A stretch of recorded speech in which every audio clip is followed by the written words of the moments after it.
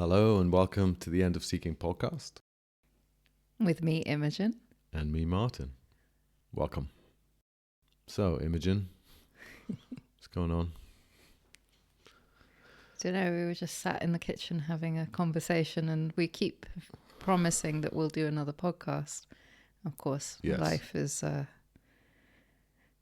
not so easily managed in that Corralled. way. Yeah, I know. But yeah, felt like the right moment. I was having a conversation in satsang. Actually, last couple of days, there's been an ongoing conversation about life being a conversation with the divine. And that sparked quite a lot for me, actually. Yeah. Because what happens within a conversation is it's like a whole world opens up. You know, you don't go into a conversation, you know, you might have an idea of how it's going to go, for instance, but true conversations require you to stay intimately present to the conversation itself. Yeah. And require you to meet the twists and turns of that conversation, which continually open up to the next present moment, next present moment, next present moment. So it was a really beautiful sort of image that I keep getting of, you know, and we were talking about it earlier, this sense of no wrong notes or no mistakes, or everything is part of that conversation. Even when we can't fathom that it's supposed to happen that way or go that way, or that there's purpose or use to this part of the conversation.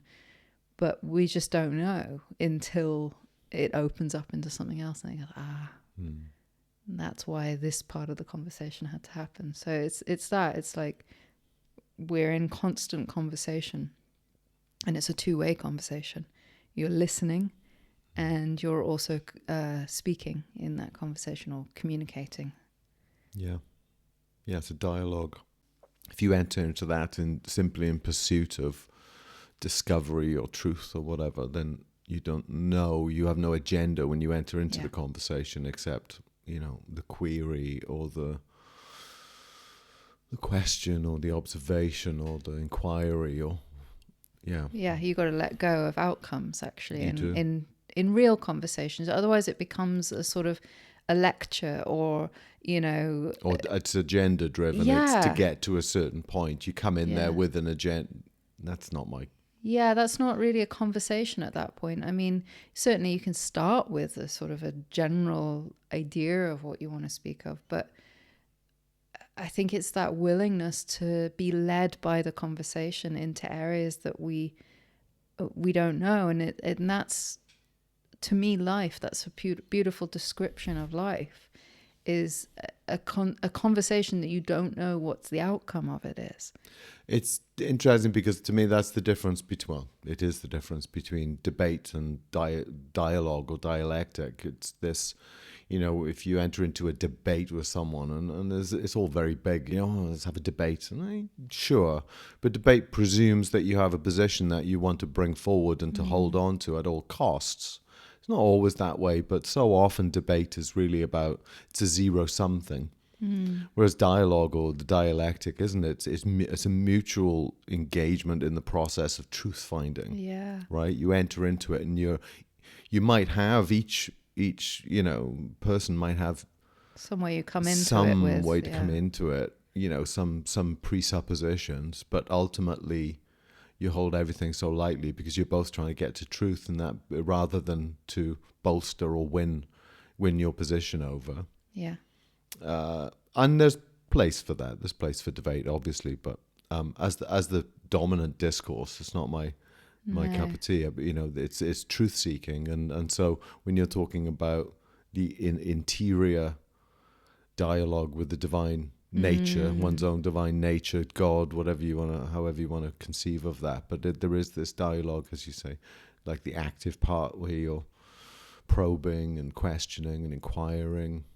Yeah. And then there's the receptive part. Totally. And there's that, but it's always in the direction of deeper truth, wider truth, greater truth. Yeah, it's like you, in that notion of a conversation with the divine, there's a willingness to open to a deeper truth, and that being the primary mover of the conversation.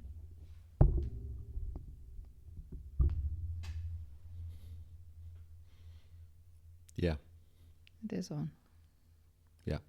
I can't remember what I was saying. Yeah, so that conversation opens and reveals the innards of what is being pointed to, and not in a sort of predetermined way, let's say, in a spontaneous unfolding within its own nature. And that sort of, actually, I'm bouncing off into another conversation we've been having recently, about this idea of predetermined. And, and actually the word predetermined places it in time. Yeah. And you have to understand pre as a kind of as an ontological thing, it's antecedent to in the moment, like it is determined, sure. Yeah, and so people, ordained. when people sort of say, is there any free will or is it all predetermined? And I'm like, those are your two options. I'm not sure either of those actually work for me. And so it's that thing of, we as humans are always trying to put things in a linear fashion. And actually, if you look at nature, that's what I mean about the conversation unfolding within itself naturally, leading you to places you don't know where you're going to go. We're having a conversation right now. I have no idea where this is going to go. But it's like we as humans sort of feel like we have to place this sense of time on everything in order to orientate ourselves. And that's, to me, what predetermined speaks of, rather than just, like you could use that word determined or ordained or something like this. It doesn't require a sense of time and place in there. And it's like, I don't know why we feel we need to orientate in that way. Maybe because our deeper orientation towards being itself isn't established enough. I don't know. What do you think? Why do we always need to orientate? I think we exist on these two axes, right? The axis of the, let's say, the depth of the present moment, and then the axis of perceived time, the passage of time, or let's say the passage of, not passage, the existence of change, the breadth in the moment, the horizontal so that breadth. kind of horizontal line past present and into the future. So you can be forgiven for imagining time or perceiving or conceiving of time, trying to make sense of this change and the memory of change. Yeah. And the projection of future change. So, but, we can lose touch very profoundly with the moment, the changing moment, let's say, this endlessly momentary flux. So. It sort of reminds me of, this sense of needing to land somewhere. Oh my God, that's been such a theme this last week or two for me. Yeah, me too, actually. There's been some of that coming up for me. Nowhere to land. And so we land in time and space. We try to, and actually that causes more problems. And it's like there is somewhere to land, but it's not landing in the changeable. It's not landing in... Well, the not landing is the landing in some sense, right? Exactly. You're landing in being itself, and being is infinitely open, changeable, and all possibilities, and yet fundamentally is sort of unchanging in its own nature of the fact that it is being. It's interesting to... that's really been a theme in my reflection these last week or two. That idea of nowhere to land, and the attempt to land somewhere, but I mean that in the moment to moment. It's funny. It's a lived walking in the way of not landing, something like that. It's being aware and present to our attempts to grasp, cling, thirst, seek. And it goes back to these really fundamental recognition and understanding of true nature. The nature of being is that there is nowhere to land. The nature of being is that clinging causes suffering, and that clinging and grasping impossible anyway. It's just a contraction. So and that clinging, grasping, thirsting, contraction, resistance, whatever we want to call it, that is suffering. It doesn't even lead to suffering. Is in itself like felt as suffering. This attempt to grasp at things, at reality, to hold it in place, whether that's an identity or just somewhere, a fixed point you can orient around. It's based on a false understanding of what's possible. Yeah, I was going to say that it is possible. Yeah, and so, I've been reflecting on the Buddhist teachings, just the fundaments of the teachings of, suffering, the causes of suffering, let's say the cure or the antidote to that, and how one gets to that. And like a disease, there are proximal causes and ultimate causes. So, the proximal causes of our suffering is often mostly clinging, grasping, attempting to resist or control or pin down. Yeah, I should. Yeah. So, you can treat on that level. If you, as a physician, of spiritual physician. But there's going to be an unending roll call of these ways in which so sure, you give someone in pain painkillers, but ultimately you have to go and heal the underlying cause of that pain. And so in terms of our clinging and grasping, we're only trying to cling and grasp because we deem it possible that could do something. So you have to go deeper and go, what's the nature of this reality, and is it possible to hold on to anything at all? Right? So that's that landing piece, and often trying to land in a false view of our nature. Yeah. So landing in a solid form of self. Yeah. Rather than recognizing that fundamentally self, in the big capital S sense of self, is not a place of solidity and form that gets landed on. It is the very ground, the very nature of being. You cannot not be that. Yeah. And, it's... Did I just hit my mic? Probably.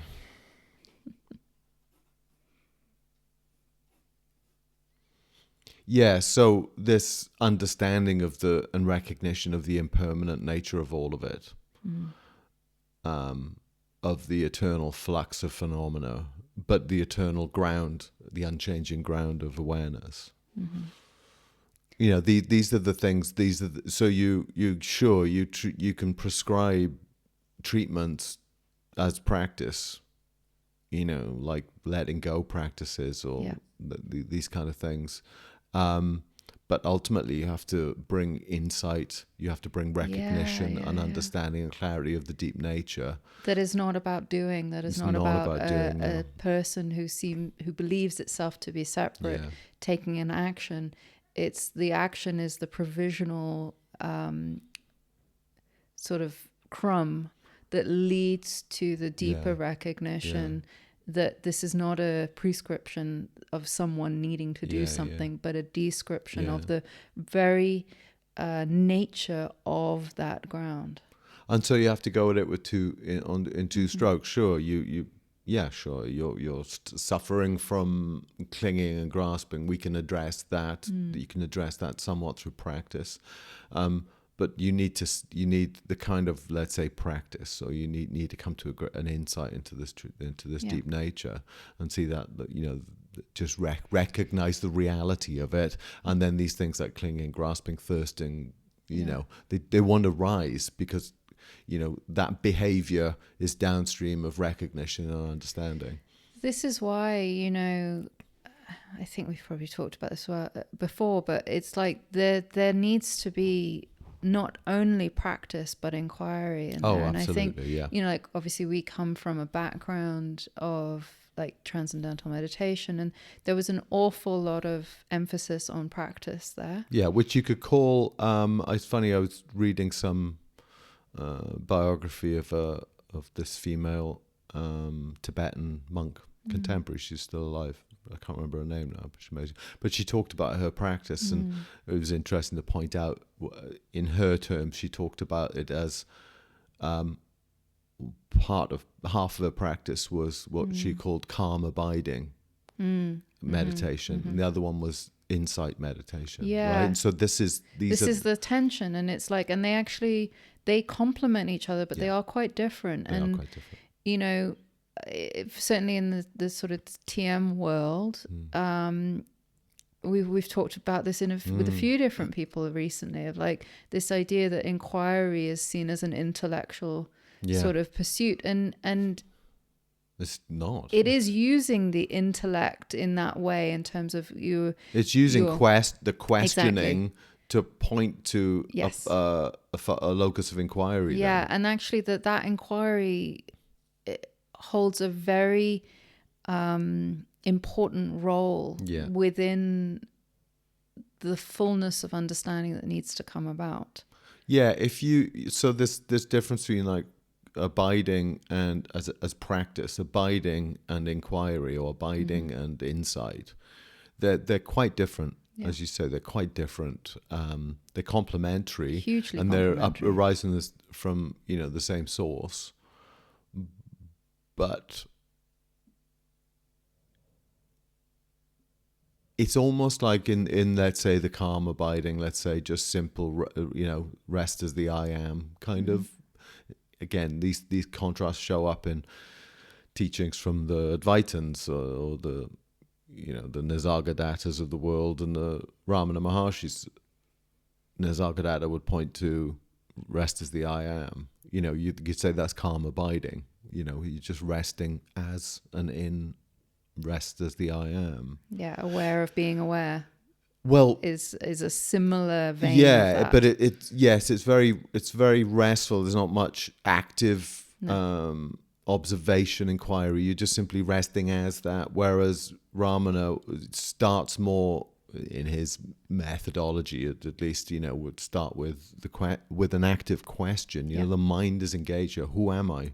Yeah. What is the nature of this? How is from whence is this phenomenon and it's arising? sort of peeling back the layers of misunderstanding, the layers but of it's active, distorted beliefs and viewpoints of the nature of self. Yeah, but not intellectually. No, it's experientially, and that's the thing that gets missed a lot of the time is, and I was certainly of that category of missing that for years, believing that it was somehow intellectual and analytical, an answer that needed a question that needed an answer. Yes, and actually, it's the very opposite of that. Yes, the question points to the groundless ground from whence the question arises. But it traverses through, not around. It traverses through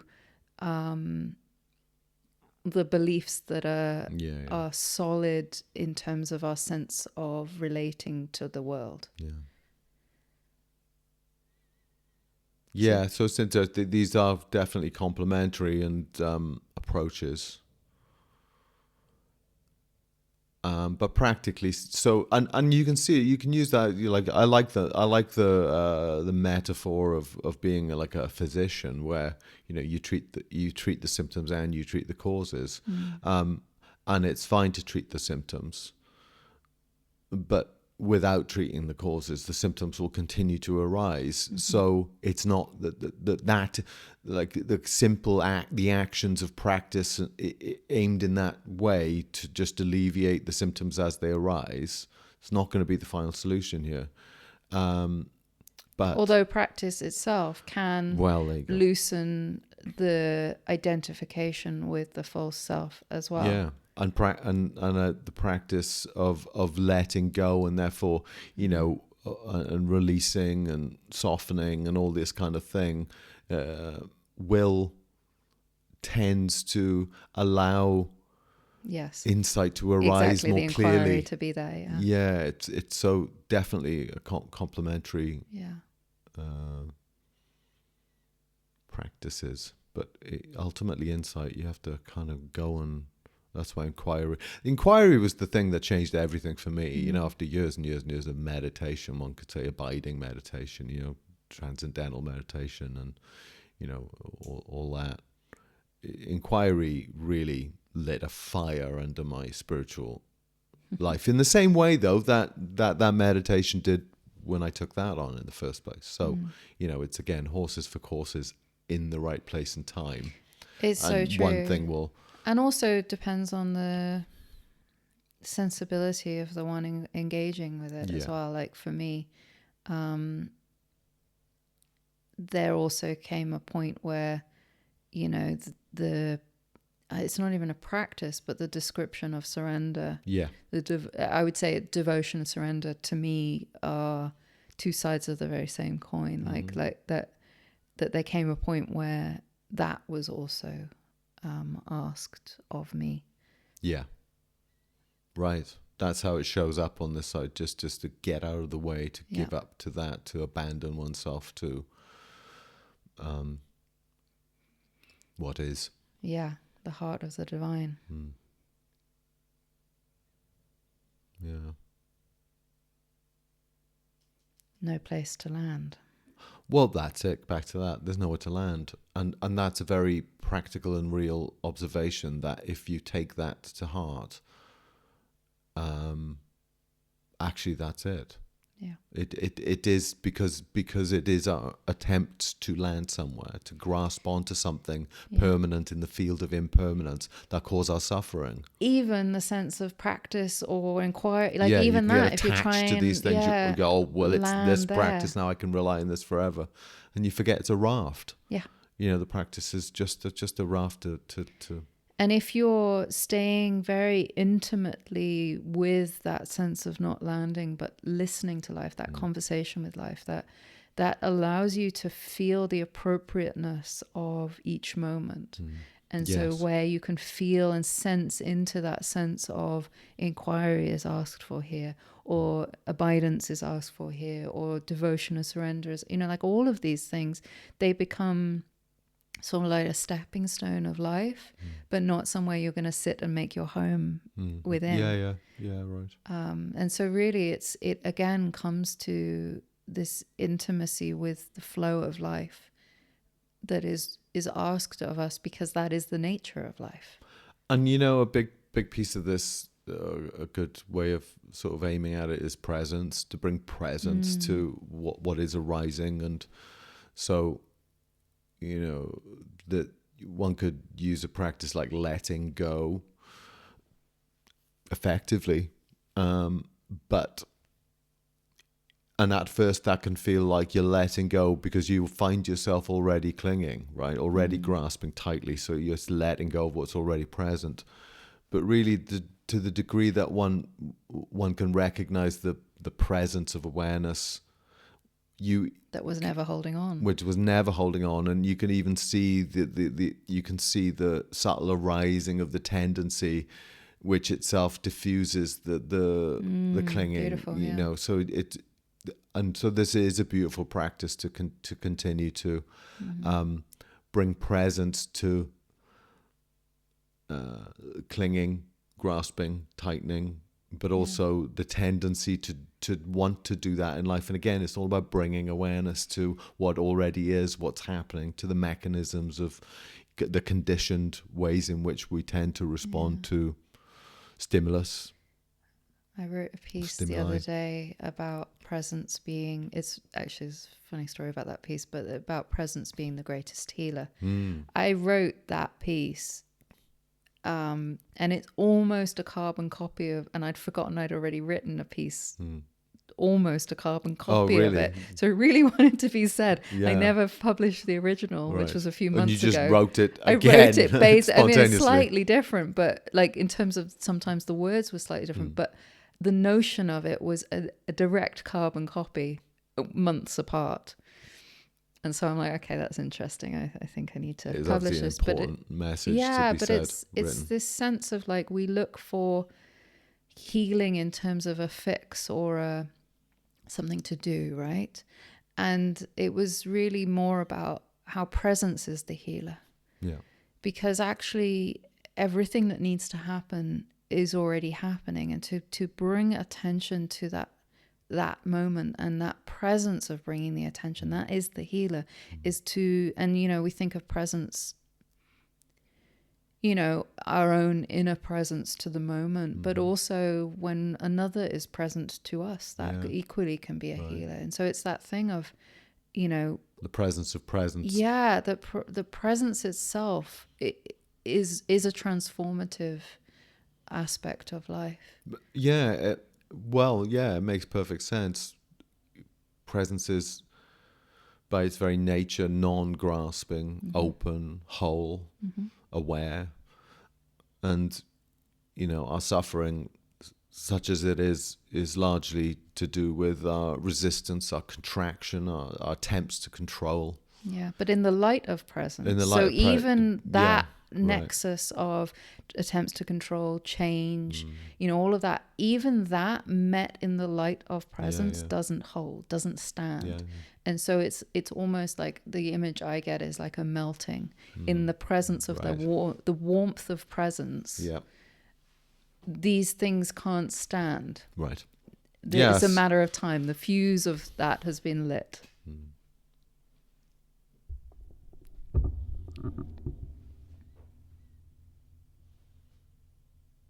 Yeah. And it is actually, as far as it goes, a really simple quotes practice. Because presence is also comes about through remembrance. Yeah. Remembering to bring presence to bear. Yeah, and noticing where our attention is being drawn into the projection of future and the remembrance of past, and how that in itself is happening in the present moment, in the presence of presence. And so it's like to allow the attention to drop out of the changing waves of life and into the deeper ground of it is to allow yourself to be in presence. Yeah. As presence, but not in presence as in me and presence. No. But in presence in terms of recognizing you are that. Be present turns into be presence. Yeah. It is just the or way. I am presence. Well, you recognize, right? Yeah. That's it. I am that presence. But Yeah. But it's actually to the attention to be brought to that level of life. Yeah. But what's the piece? It's the universal healer, the salve, the panacea. Yeah, it's the true healer. Yeah. Everything else softens in the light of that presence. It's funny though, isn't it? That sometimes there has to be the sort of catch up between insight and behavior, because conditioning kind of still rattles around in the system. But at the end of the day, or let's say in the progress of quotes time, with the persistent presence of awareness or presence of presence, the conditioning itself, as you say, it can't stand up. It melts. It breaks down. Even though that might be these kind of loops of conditioned responses to stimuli. Yeah. Ultimately, with the persistence of presence or awareness, whatever we want to call it, these patterns tend to break down because they're untenable. Yeah, that's and why it's energetic. But it's at all levels. Well, so this is it. When people think of so I think awareness is enough. People ask me that, is awareness enough? And I'm like, yes, ultimately, but not just on the level that you might think of. People think of awareness on a very mind level, but also it has to be an embodied awareness. So it's not just it's not just awareness on a clarity of mind level. It's Yeah. awareness on a clarity of energy, body, system, world, all on all levels. Well, it's that light has to penetrate or Yeah. I can't think of the word, be imbibed, is it, or imbued? I don't know what the word is. Yeah. All levels. Yeah, on all levels. And I think that's something to do that. Yeah, you're right. I think there's two levels. There's the idea that the clarity that comes often with, let's say early stages non-dual awakening. You go, yeah, I see this. Often that's Insight. the language. Yeah. I see it, and it's true. And so, but it has to drop down into the felt sense. Again, this reality. subtle lived sense of being that isn't just mental. No. And it requires actually a refinement of perception to get right down to so that awakening, let's say, that awareness, that presence penetrates all the subtle tissues. Yeah. Right from from the ground up and back down again. So it's not just awareness in a conceptual sense. It's a living, breathing awareness synonymous with presence. Yeah, seeing and feeling. I think these are, and exactly. often we see that the feeling part is kind of left out a little bit, or it comes later, and that's a perceptual thing that I like. Cynthia Bourgeau's, formulation of the heart as an organ of perception, and Mahesh Yogi used to talk about, going from the first stages, cosmic consciousness, where the self is established in the formless nature, but the relative arisings haven't been integrated yet, and that takes, actually, interestingly, the movement of devotion, of like absolute love and devotion to the very being itself, God, whatever you want to, you called it God consciousness early on, but also the refinement of the perception, so that even the subtlest impulses are appreciated for what they are brought light to, I use that language a lot, is like, and also I like that language in terms of enlightenment, to enlighten, to bring light to bring awareness to bring presence to. These are all synonymous in my eyes. It's like to bring awareness, light, being, presence to all the subtlest realms of expression and experience. And if you have, because if you're not aware of it, what did Jung talk about? That which isn't made conscious plays out in your life, and so you see this. People can be awake, let's say, to a great degree, but are still struggling with things and behaviors and things that are bouncing back at them. There's some part of their own subtle awareness or their field that hasn't been integrated, included yet. And it's funny that can happen, but it does. And until like the full unity of being is completely cognized, like realized, then there's going to be these lived, not just realized, embodied, lived. Well, I mean, realized, capital R. It's integrated. It's there's no more kind of exclusions, boundaries, separations left, conceptual or otherwise. It's just that even there is only self. That even seeming dualities are included, because it's interesting. There comes a point where it's like, it's no, this is non-dual and this is dual, and it's like, no, hang on a second. You've created a duality there without recognizing that even the seeming dual nature of existence is of the same too. And so at that point, everything is included. There is absolutely nothing outside of that. Good, bad, ugly, doesn't matter. All of it is seen as being, as whatever word you want to use. We were having a discussion earlier today about the word consciousness and how even that can be used in two different ways. Whether it's a personal sense of psychological consciousness, or even in Buddhism that they use it similarly. Different. There's different. or more in the Vedic Advaitin sort of That's the ground. Yeah, talk about the ground. But it's like ultimately it is all made of the same anyway. There is only, let's say, one non-dual, unseparate. Yeah, even the sense of individual is made of that too.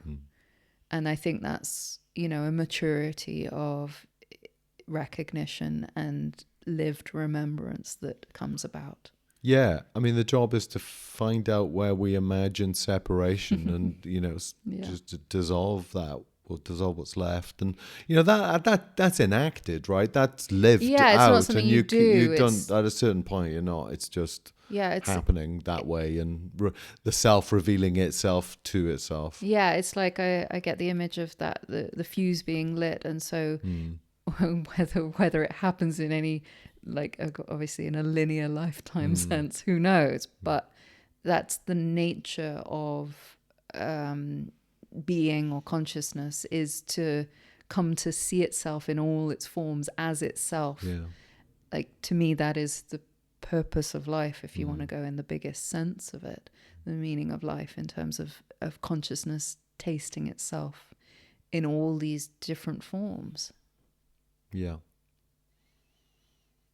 While never stepping out of its own ultimate nature.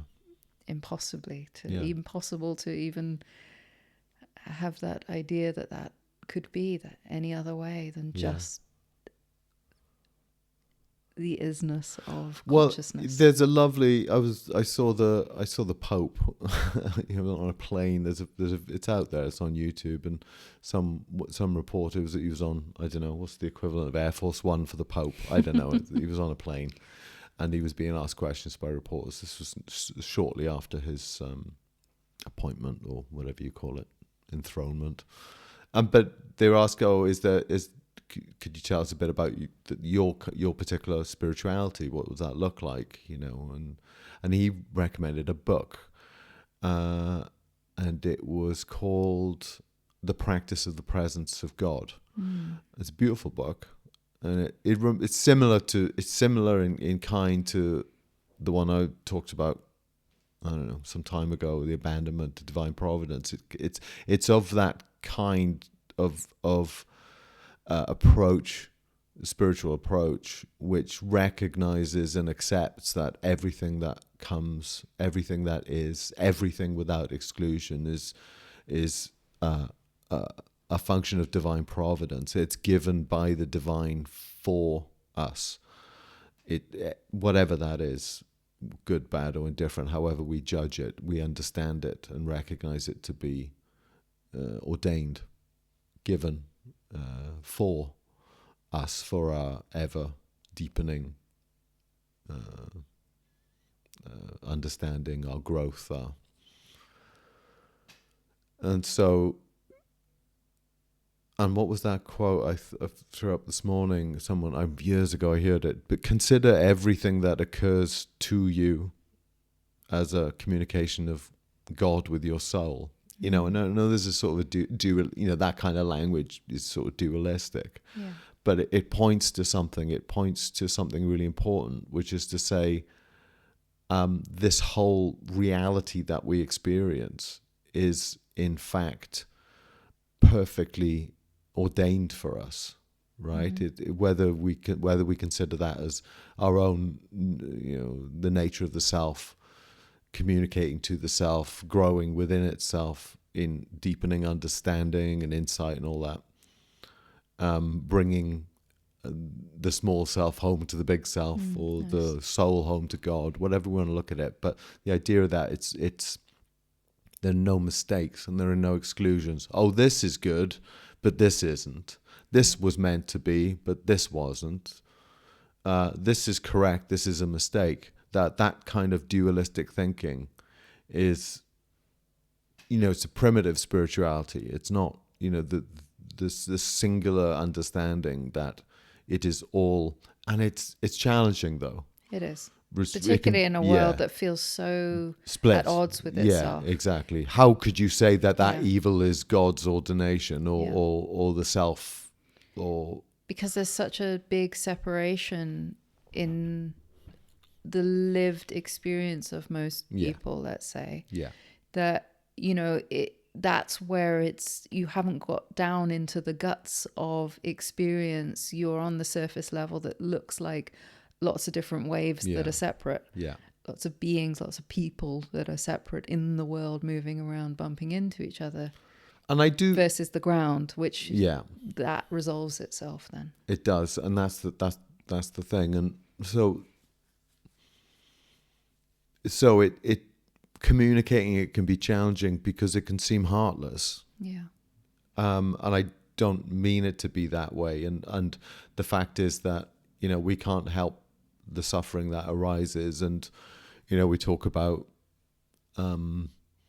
I was talking about, Buddhism and identifying the causes of suffering. And I stand by that on its own level, identifying the causes of suffering, identifying what one can do to address those causes, both proximally and ultimately. Exactly. And therefore it's being able to hold both nuances within, like the recognition that on the surface level of individual lives that suffering is, and that there are things that can alleviate that, and actions that can soften and mitigate, and compassion and all of this, and not forgetting that there's a deeper ground that holds all the context to that. Call that the divine, call it conscience, call it the self. Yeah.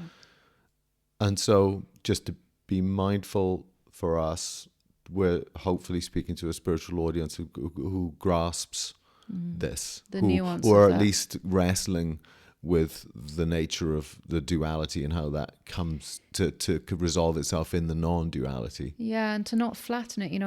It's funny, I've written about this so much. I'm not sure I've published a heap on it, but I've written a lot privately about, the frustration that I feel sometimes with the insistence on flattening some of this stuff, and not being able to hold the depth of the both andness of it. Right. And how, we want to flatten it into the transcendence, or we want to flatten it into the immanence. We want to, we want either or. Yeah. And actually, it's both. The truth lies in the both and. Yeah.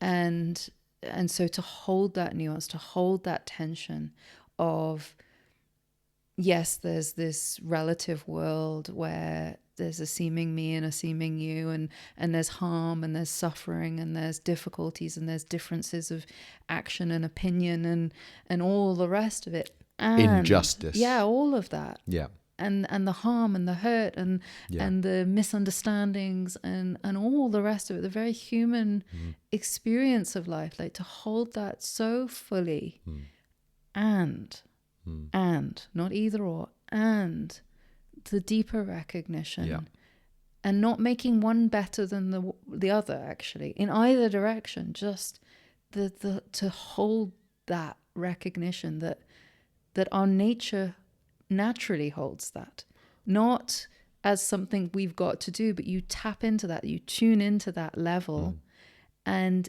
you see that there is no conflict there. There's no conflict between holding that it's all as it must be, that it's all the divine, that it's all consciousness, that it's all for us.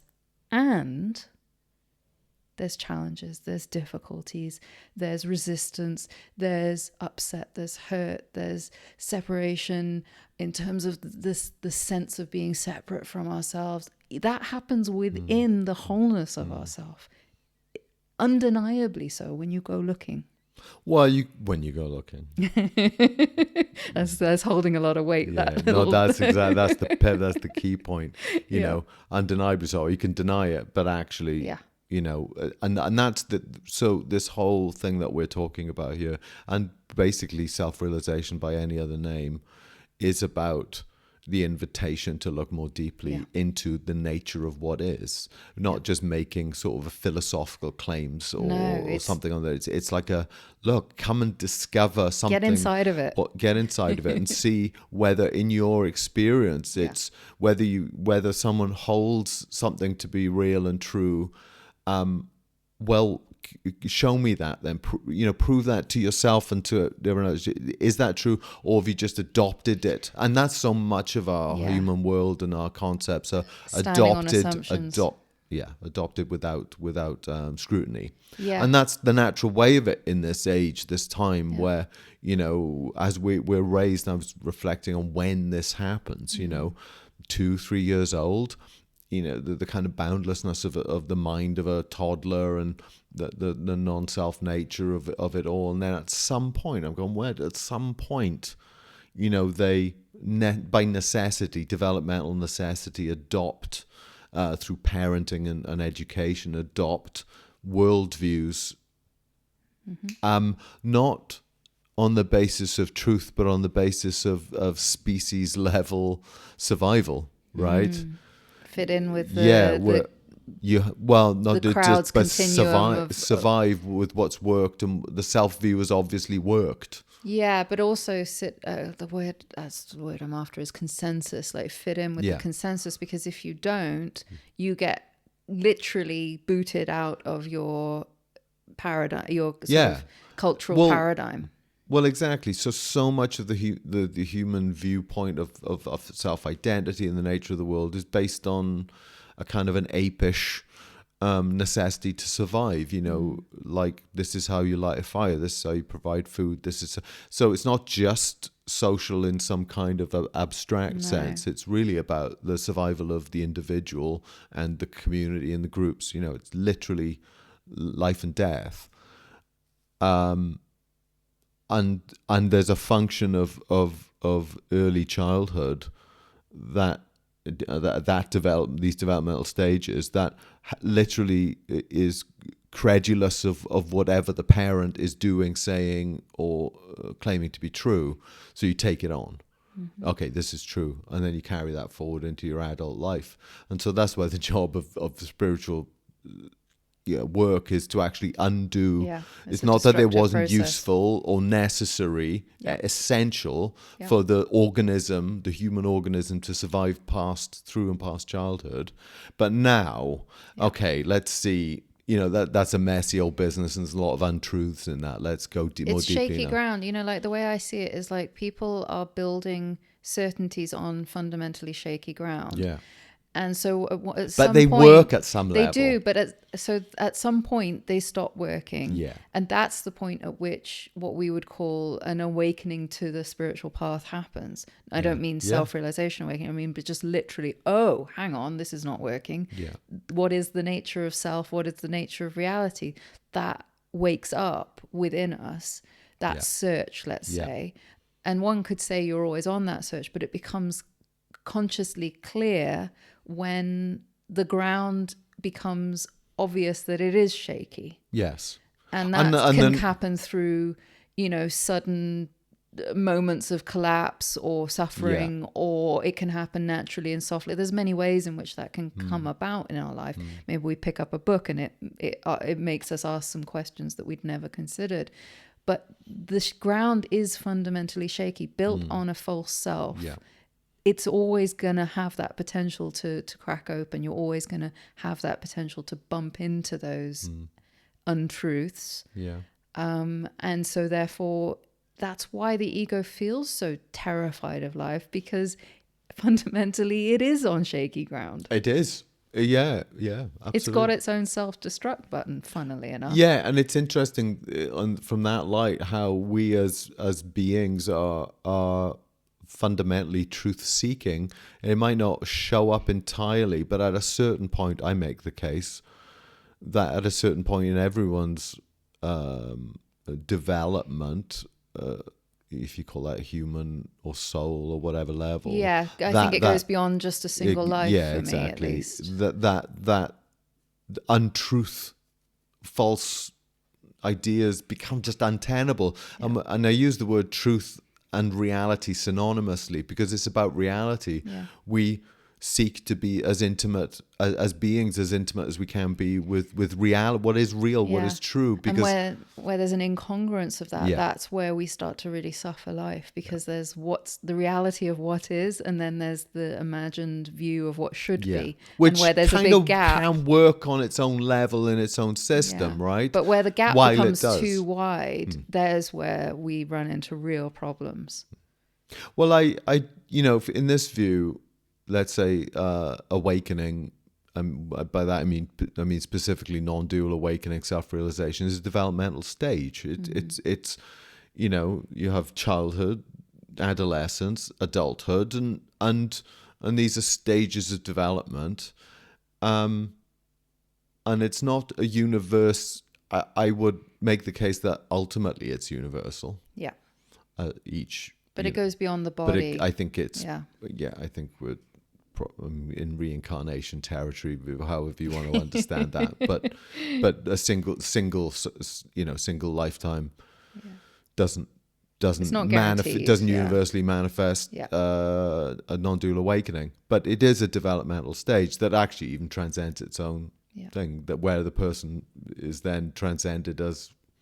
Well, yeah, because it eats itself up to reveal that it was only ever consciousness. Consciousness doesn't have levels. Consciousness doesn't have development. Yeah, or persons. And yet, paradoxically, all development, all levels, all manifestations, all forms arise within that as that as well. Yeah, exactly. Again, you cannot reduce the nuance of this. No. You cannot bring it down to a flat, one-note transcendence or immanence.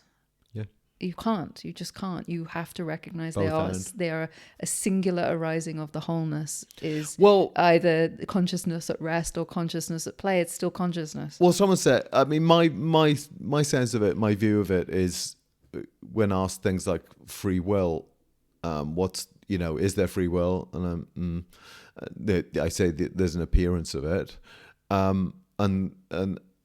Or the question is, it could be both free will and not free will. And yes and no. I just think there are nested truths. I think ultimately there isn't any. Clearly, there isn't any individual exercising free will, because there's no individual. Yeah, exactly. And this isn't who's like the one exercising this isn't a free sort will. of an assertion of pure analysis. This is experiential. There's no person here. There's no persons. There's simply appearances, and those appearances arise naturally and spontaneously from this boundless field of being that quotes I am. I mean, there's no one to pull any levers. There are no levers and no one to pull them. I mean, we see it in dreams, for instance, like literal dreams. We see that like a whole world can be created. Yeah. And collapsed in a blink of an eye moment. Yeah. And so that's a very obvious thing for us to see. This is the same. But it's the same. This is dream. But it's only when you wake up from the dream you go, see that was obviously that was a dream. Yeah. So what the awakening is the same. Yeah. It's like, this is a dream. You're still in it though. That's the thing. Yes. Or rather, the dream continues. Mm-hmm. So it can seem. When we get to this point in the conversation, I'm very uncompromising, because it's so self-evident, but it's inconvenient. It's terribly inconvenient. A life that is led through the conditioned view of a person doing something. It's very inconvenient. But it becomes entirely self-evident when one looks closely enough at it. Yeah. Yeah. And so that's why a lot of this is about unexplored assumptions, which is why, again, we circle back round to inquiry being very key at a certain point. Yeah. Again, not instead of abidance practice. No. I think they, like you said, go hand in hand, very, very much so. Yeah. But those that shy away from that, I think run the risk of uprooting some very key insights that determine the relationship with life. Yeah. Yeah. Possibly. Well, because ultimately it's all happening the way it needs to. It is all happening the way it needs to, but the way it seems to play out,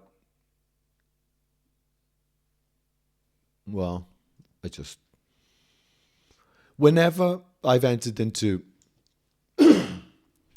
earnest inquiry with someone on this issue, and that they are genuinely willing and actively engaging in this, to go where they need to go, and take and experience and recognize what's their very experience, not adding, not constructing anything, not staying with the loyalty of what they think they know. Pure observation of the way that it is for them, they inevitably come to it. And that's Nisargadatta's thing. Who are the best seekers? They're earnest. They're not holding on to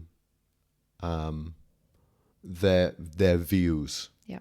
Without knowledge. exploring what the ground on which those views are standing upon, appear to be standing on. Yeah.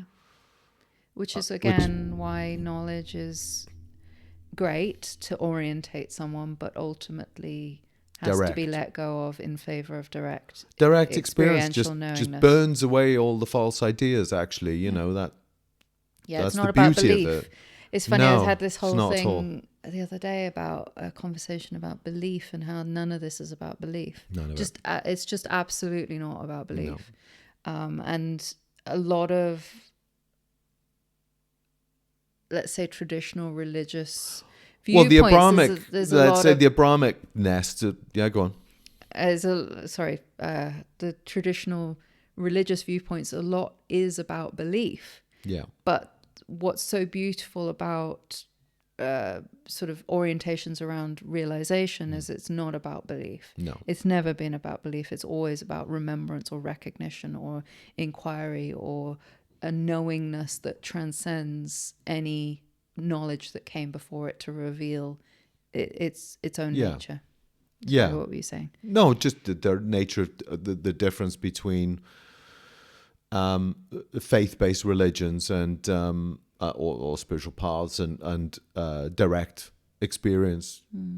And I've definitely ventured into a survey of these paths and ways of being and doing, and I do see value so much in let's say what one might call faith in its various forms and shapes and all that. But ultimately, I keep coming back to this thing. I'm sorry, without a sort of a direct experience, direct recognition of the nature of what is, it's groundless.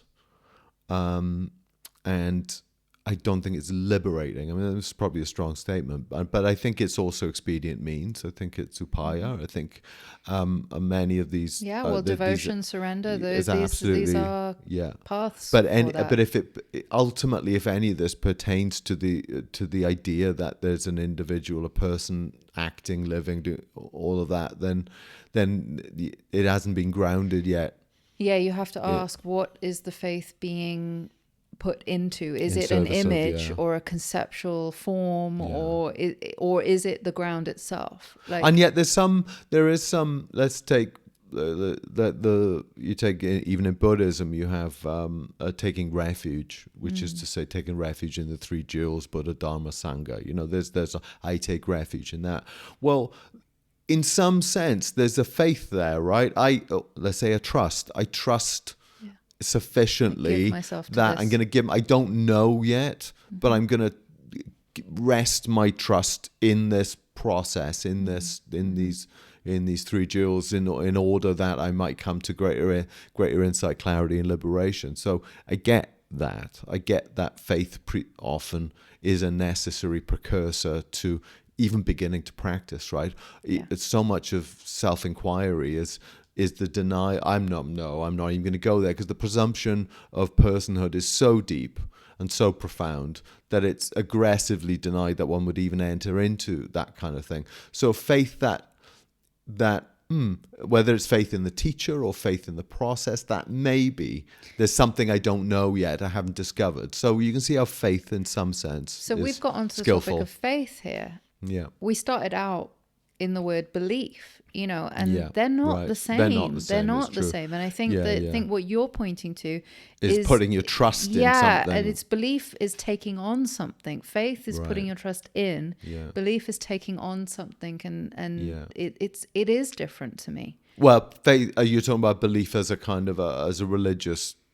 Or it doesn't have to be religious. You can have plenty of spiritual beliefs that are the same. Like your worldview can be based on a set of beliefs that that you've taken on from outside. It's not experiential. It's Well, that's it. So it's fine to adopt propositions, Yeah. but only as long as those propositions are going to get fully explored in the light of direct experience. So Yeah.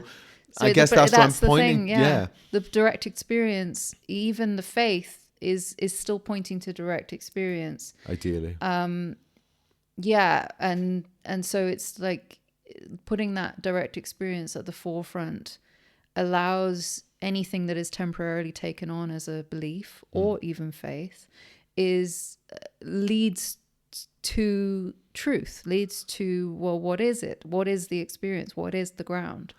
You know, and I see this, you know, so much, particularly in the, you know, well, yeah, I wouldn't say West, but let's say faith-based religions. It's all propositional. There's and those propositions aren't actively tested, and that's not fair. There's such a wide variety of range, inner and outer aspects to different Absolutely religions, and definitely, and they can look quite different, they even are though they very are still different. under the same branch. So I don't get knocked that. You know, you could make the case that, you know, any or most religious will lead you home ultimately, lead you to God, lead you to the self, however you want to term that. But you know, it's on the face of it, it's a glaring difference between, let's say, East and West in terms of how spirituality is practiced and conceived of. That the emphasis on actually the inner and the direct apprehension of the true nature of yourself, the world, the divine. Yeah. That is directly explored through practice and insight. The mystical path is encouraged as, what is mysticism, to know that directly. Yeah, but it's experiential and not merely propitiatory or the adoption of propositions. Yeah.